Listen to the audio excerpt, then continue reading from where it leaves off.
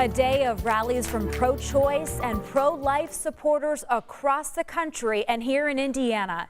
Good evening, I'm Gina Galeros. On day one of the post-Roe v. Wade era, there were protests and celebrations stretching from coast to coast.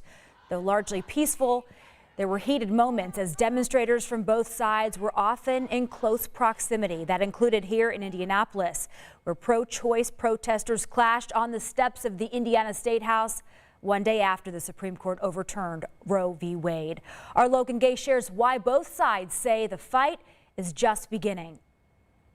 Pro-life, pro-choice rallies have been happening all across the country, including right here in Indianapolis. Saturday, protesters from both sides let Indiana lawmakers know exactly what they thought of the Supreme Court's decision. Because this is a demonic spirit. It was a heated Saturday in downtown Indianapolis. Pro-life and pro-choice advocates used the center of Indiana democracy, the State House, to voice their emotions after the Supreme Court decision to overturn Roe v. Wade. Men don't have their bodies regulated, and so why should women? It's upsetting, but as you can see, there are men and women here because today it's our rights, but tomorrow it might be yours.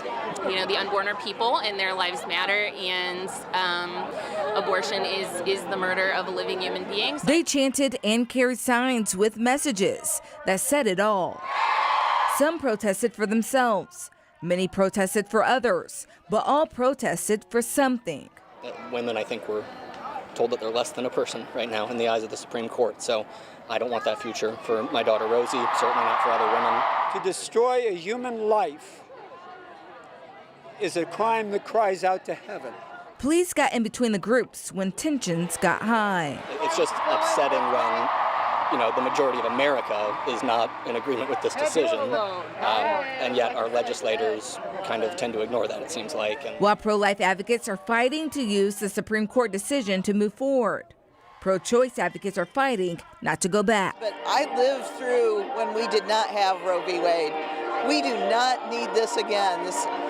We need to protect women's right to choice. I think it's time for the pro-life and pro-choice side to come together and really talk through those issues of how we can respect the lives of the unborn, but also empower women. Until then, both sides plan to keep fighting. So I just hope in time, those rights can kind of be built back up. Hopeful for the future, great turnout here today, and just keep fighting, what we feel are unjust decisions, and keep fighting for rights for all women, and all people. Pass other laws that take more of a whole life approach. On July 6th, Indiana lawmakers will get together for a special session where they will take up the legality of abortion in Indiana. Right now, it is legal up to 22 weeks.